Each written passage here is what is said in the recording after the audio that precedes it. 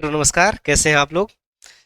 चलिए जो है एक शानदार सेशन जो हम लोग चल रहे थे जिसमें यूपी स्पेशल के बारे में पढ़ा जा रहा था, उसी की क्लास को आज कंटिन्यू किया जा रहा है और ये आज की दूसरी क्लास है।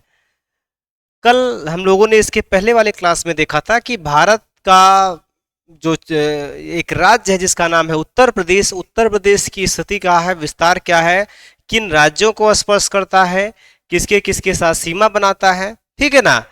और उस पर आधारित कुछ क्वेश्चंस भी किए हुए थे। तो चलिए इस सेकंड क्लास में हम लोग देखते हैं चैप्टर 2 जिसका नाम है उत्तर प्रदेश का भौतिक स्वरूप। उत्तर प्रदेश के भौतिक स्वरूप को जो है यहाँ हम लोग डिस्कस करने वाले हैं। देखिए उत्तर प्रदेश आपको ये दिख रहा होगा, इधर उत्तर साइड ये कौन सी दिशा है, उत्तर दिशा है, और इधर दक्षिण है, इधर पूर्व है, और इधर की तरफ क्या है, पश्चिम है। इधर की तरफ क्या है, पश्चिम है। इधर उत्तर साइड आप देख पा रहे होंगे यहाँ पर कि यहाँ पर पर्वतों का विस्तार है, यहाँ पर पर्वतों का विस्तार है और इनके बीच से कुछ नदियां ऐसे निकलकर बहती हुई जा रही हैं, ठीक है। इधर आप दक्षिण साइड देखोगे तो यहाँ पर दक्षिण साइड में जो है आपको दिख रहा होगा कि यहाँ की जमीन पथरीली है, अर्थात ये पठारी क्षेत्र है, ठीक है। और इधर यहाँ बीच में आप देख रहे होंगे ये क्या है, ये मैदानी भाग है और उत्तर प्रदेश की अधिकतर जनसंख्या इसी भाग में रहती है, ठीक है। तो अगर हम यहाँ से आपसे पूछें कि उत्तर प्रदेश के जो है उत्तर साइड में क्या है, तो ये पर्वतीय क्षेत्र है जिसको हम भाबर एवं तराई क्षेत्र कहते हैं। ये कौन सा एरिया है, ये है भाबर एवं तराई क्षेत्र, ये है भाबर एवं तराई क्षेत्र। एक सेकेंड, ये है भाबर एवं तराई क्षेत्र, ठीक है। और इसके बाद ये मैदानी क्षेत्र है और इधर ये पठारी क्षेत्र, इधर क्या है, पठारी भाग है, पठार है, ठीक है। चलिए आगे देखते हैं। तो देखिए इसमें मैंने आपको कल बता ही दिया था कि उत्तर प्रदेश का क्षेत्रफल जो है ये कितना है भाई, तो ये है 240,928 वर्ग किलोमीटर है और ये भारत के कुल क्षेत्रफल का 7.33% है। आकार अगर आपसे देखा जाए तो इसका आकार कैसा मिलता है, आकार लंबवत है या आयताकार है, ठीक है। इतनी बातें हो चुकी थी। इसके अलावा हमने सीमाओं के बारे में बात कर लिया था कि उत्तर प्रदेश जो है ये भारत का सर्वाधिक राज्यों के साथ सीमा बनाने वाला राज्य है और उत्तर प्रदेश जो है ये 9 राज्यों के साथ सीमा साझा करता है, जिसमें जो है देखिए कौन कौन से हैं।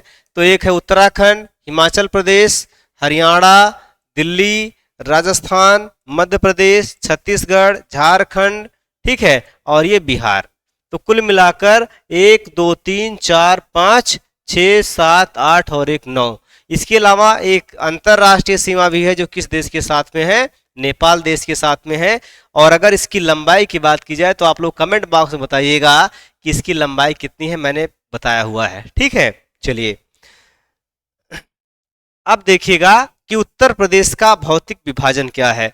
तो इसमें मैंने अभी आपको बताया, इस वाले चित्र में बताया कि उत्तर प्रदेश के भौतिक स्वरूप को जो है 3 भागों में बांटा जा सकता है।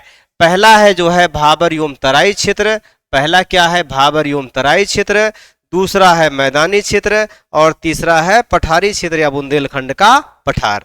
चलिए इसके आगे की कहानी देखते हैं कि क्या है। अब इसमें सबसे पहला हिस्सा जो आता है जिसको हम कहते हैं भाबर एवं तराई क्षेत्र। भाबर एवं तराई क्षेत्र ये वाला है जो पर्वतीय क्षेत्र है, इसको बोलते हैं भाबर क्षेत्र। और इसके जस्ट बाद वाला ये पूरा पानी से तर एरिया है जिसको हम बोलते हैं तराई क्षेत्र। तो कुल मिलाकर ये भाबर क्षेत्र जो होता है ये वास्तव में ऐसे उबड़ खाबड़ क्षेत्र होता है जो नदियों के द्वारा लाए गए पत्थरों के जमा करने से बनता है, ठीक है। और इसके बाद आता है तराई क्षेत्र, ये तराई क्षेत्र पूरा का पूरा है, ठीक है ना। ये क्या है, ये तराई क्षेत्र है और यहाँ पानी की अधिकता के नाते ये जमीन पूरा का पूरा तर रहती है, बीमारियों का घर रहती है, मच्छरों का इलाका रहती है, दलदली भूमि होती है यहाँ पर। इसके बाद ये हरे रंग का जो आपको दिख रहा है इसको हम बोलते हैं गंगा का विशाल मैदान। इसका निर्माण किससे हुआ है, इन नदियों के द्वारा लाई गई मिट्टी के जमा करने से इस मैदानी क्षेत्र का निर्माण हुआ है, आप यहाँ देख रहे होंगे, ठीक है। इसके बाद देखिए, इसके बाद ये आपको जो ब्राउन कलर और पीले कलर से दिख रहा है इसको हम बोलते हैं दक्षिण का पठारी भाग। यह प्राचीन है, यूपी का सबसे प्राचीन भाग कौन सा है? तो ये जो है आपका दिख रहा है, इसको बोलते हैं हम जो है बुंदेलखंड का पठार या उत्तर प्रदेश का दक्षिणी भाग। ठीक है, चलिए इसके बाद हम देखेंगे कि ये क्षेत्र क्या क्या होता है, भाबर क्षेत्र क्या होता है और ये किस प्रकार का क्षेत्र है। तो देख रहे हो आप यहाँ से कि जब नदियां यहाँ से बहती हुई आती हैं तो ये अपने साथ मिट्टी और पत्थरों को लाकर इस क्षेत्र में जमा कर देती हैं। तो इसी उबड़ खाबड़ क्षेत्र को हम बोलते हैं जो है, क्या बोलते हैं? भाबर क्षेत्र कहते हैं। यही क्षेत्र क्या है भाई? तो यही क्षेत्र है भाबर क्षेत्र। इसी को क्या बोलते हैं? भाबर क्षेत्र कहते हैं। ठीक है, तो देखिए विस्तार कहां से कहां तक है। उत्तर प्रदेश के सबसे उत्तरी भाग में सहारनपुर से लेकर कुशीनगर तक एक पतली पट्टी पाई जाती है, जिसको हम क्या बोलते हैं? भाबर क्षेत्र बोलते हैं। और देखिए ये कैसा क्षेत्र है? तो यह जो है पर्वतीय तलहटी का कंकड़ पत्थरों से बना क्षेत्र है। ठीक है ना, कंकड़ पत्थरों वाला क्षेत्र है। तीसरा कह रहा है, तीसरा पॉइंट क्या कह रहा है कि इसमें क्या चीजें हैं? अत्यधिक सांद्रता के कारण यहाँ नदियां अक्सर भूमिगत रहती हैं, अंडरग्राउंड रहती हैं। ऐसे जमीन पर आप देखोगे तो नदी नहीं दिखेगी, क्योंकि ये पत्थरों के बीच से, बड़े बड़े पत्थर हैं, उसके तलहटी में नदी बह रही, तो ऐसे दूर से नहीं दिखेगी। ठीक है, तो नदियां क्या होती हैं? अंडरग्राउंड हो जाती हैं, नदियां लुप्त हो जाती हैं। और यह ऊबड़ खाबड़ होने के नाते ये कृषि के लिए अच्छा क्षेत्र नहीं माना जाता। कृषि क्षेत्र नहीं है, ये कृषि क्षेत्र नहीं है, इसमें खेती नहीं की जा सकती है, याद रखिएगा। ठीक है, चलिए आगे बढ़ते हैं। अगला देखिएगा जो है, अगला इसके दक्षिण में जो है, ये जब तराई क्षेत्र इसके दक्षिण में पड़ता है, जिसको आप देख पा रहे होंगे कि यहाँ पर जो है नदी के द्वारा, ये भाबर क्षेत्र, उबड़ खाबड़ क्षेत्र कौन सा हो जाएगा? ये भाबर क्षेत्र हो जाएगा। इसके जस्ट बाद जो है ये तराई बेल्ट है, ये पूरा क्या है? तराई क्षेत्र है। यहाँ नदियां जो है धरातल पर पुनः प्रकट होती हैं, जिससे अत्यधिक नम और दलदली क्षेत्र का निर्माण होता है, जिसको हम बोलते हैं क्या? तराई क्षेत्र कहते हैं। ठीक है, यहाँ पर जो मिट्टी पाई जाती है वो कौन सी मिट्टी होती है? यह दलदली मिट्टी होती है। ये कौन सी मिट्टी होती है? दलदली मिट्टी होती है। और इस क्षेत्र की विशेषता क्या है कि यह उपजाऊ और सघन जंगलों के लिए, घने जंगलों के लिए जाना जाता है। आप इस पूरे क्षेत्र को यहाँ पर देख पा रहे होंगे। ठीक है, सबसे ज्यादा सघन वनस्पतियां जो है इसी क्षेत्रों में पाई जाती हैं। पानी की अधिकता होती है, दलदली मिट्टी पाई जाती है, धान और गन्ना की अच्छी खेती होती है यहाँ पर। इसके बाद आते हैं, देखते हैं उत्तर का जो मैदानी क्षेत्र है, या जो है गंगा यमुना का मैदानी क्षेत्र है। पहले भाबर क्षेत्र, फिर तराई क्षेत्र और फिर मैदानी क्षेत्र। दिखा ना आप लोगों ने? पहले कौन सा एरिया है भाई इसमें? तो पहले जो है, पहले है क्या? भाबर क्षेत्र।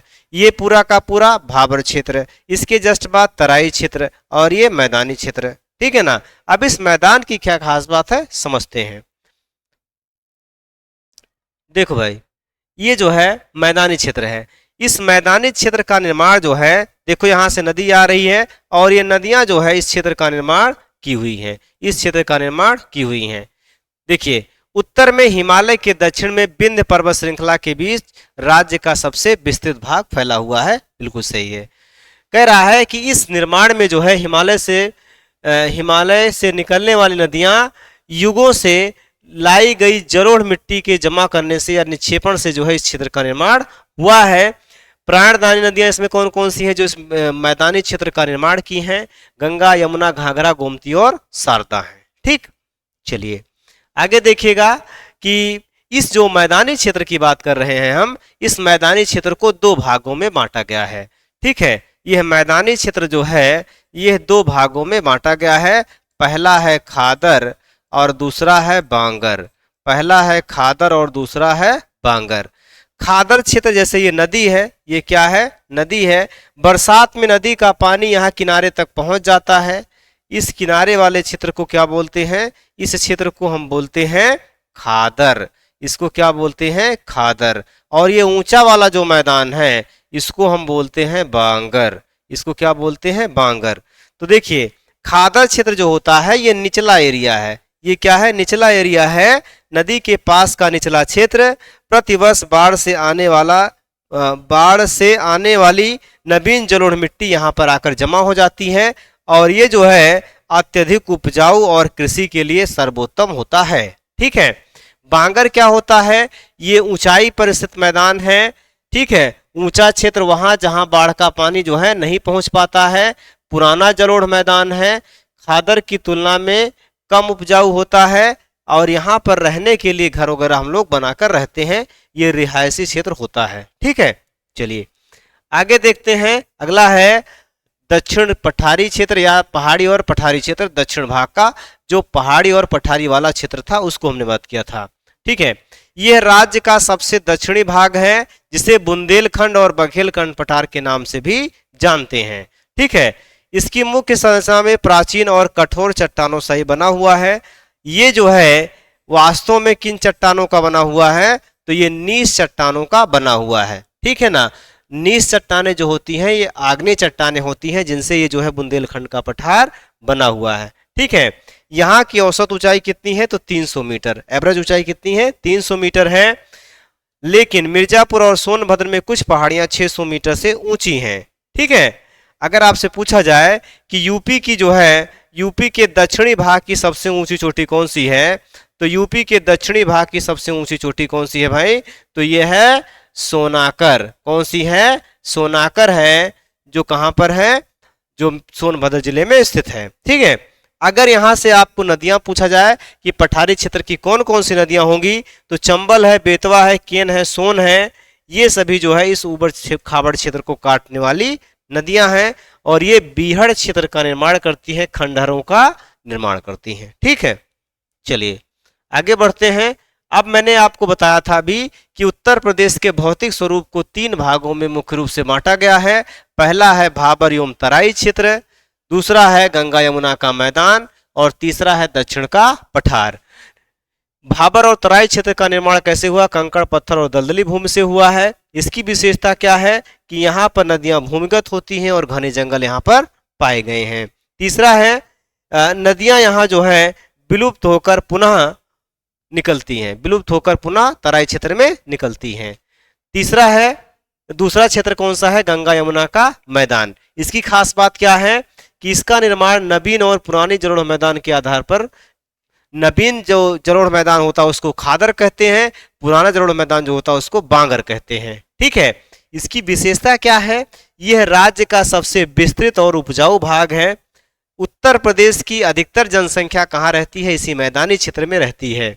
इसमें कौन कौन सी नदियां मुख्य रूप से हैं? गंगा है, यमुना है, घाघरा है, गोमती है और शारदा है। ठीक है, तीसरा क्षेत्र आता है दक्षिण का पठारी क्षेत्र। इसका निर्माण जो है प्राचीन कठोर चट्टानों से हुआ है।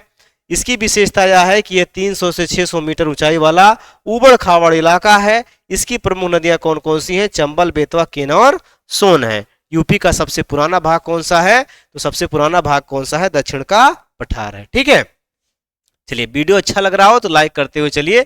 अब कुछ प्रीवियस ईयर के क्वेश्चन है, इनको कर लेते हैं।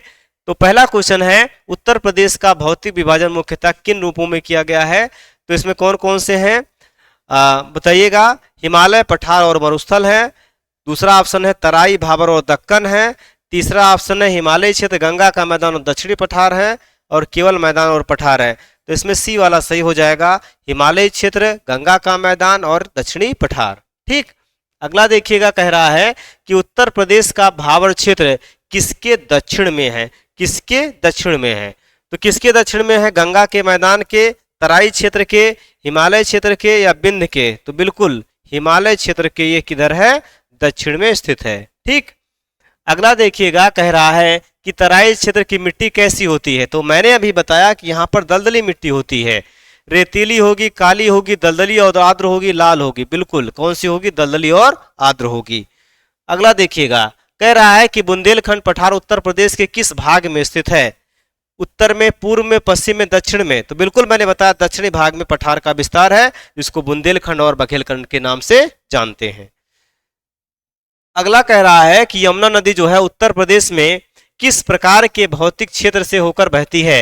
हिमालय क्षेत्र से, गंगा के मैदान से, बुंदेलखंड पठार से, मरुस्थल से? तो किससे होकर बहती है? तो गंगा के मैदानी क्षेत्र से होकर बहती है। ठीक है, चलिए अगला देखिएगा, उत्तर प्रदेश के भौतिक स्वरूप के अनुसार सबसे कम वर्षा वाला क्षेत्र कौन सा है? तराई क्षेत्र है, पूर्वी मैदान है, पश्चिमी मैदान है, बुंदेलखंड का पठार है? तो बुंदेलखंड का पठार है, सूखा है, उबड़ खाबड़ है, ये क्षेत्र है। ठीक है, चलिए अगला देखिएगा, तराई क्षेत्र का निर्माण किस प्रकार की मिट्टी से हुआ है? जलोढ़ मिट्टी, काली मिट्टी, लाल मिट्टी, लेटेराइट मिट्टी। तो देखिए तराई क्षेत्र में जो है पानी की अधिकता के नाते जो है यहाँ कौन सी मिट्टी पाई गई है? तो यहाँ वास्तव में दलदली मिट्टी है, या उस दलदली मिट्टी को यहाँ पर हम कह सकते हैं है तो जलोढ़ मिट्टी का ही प्रकार। कैसी मिट्टी है? जलोढ़ मिट्टी का ही प्रकार है। लेकिन इसमें जो सही दिख रहा होगा, इसमें को ऑप्शन सही नहीं है। वास्तव में क्या होना चाहिए था? वास्तव में होना चाहिए था दलदली मिट्टी। क्या होना चाहिए था? दलदली मिट्टी। ठीक है, दलदली मिट्टी होना चाहिए था। ठीक है, आई बात समझ में? चलिए अगला कह रहा है कि विंध्याचल पर्वत उत्तर प्रदेश के किस भौतिक क्षेत्र से अलग करती है? विंध्य पर्वत श्रृंखला उत्तर प्रदेश को जो है किस भौतिक क्षेत्र से अलग करती है? हिमालय क्षेत्र से, गंगा के मैदान से, दक्षिणी पठार से, या तराई क्षेत्र से? तो बिल्कुल दक्षिण के पठार से। ठीक है, तो ये आज का दूसरा क्लास था। बहुत अच्छा प्रयास हम लोगों ने कर लिया है जो है आपको पढ़ाने का, और ऐसे ही क्लासेस आपको छोटे छोटे वीडियो जो मिलती रहेगी। तो मिलते हैं कल। थैंक यू सभी को।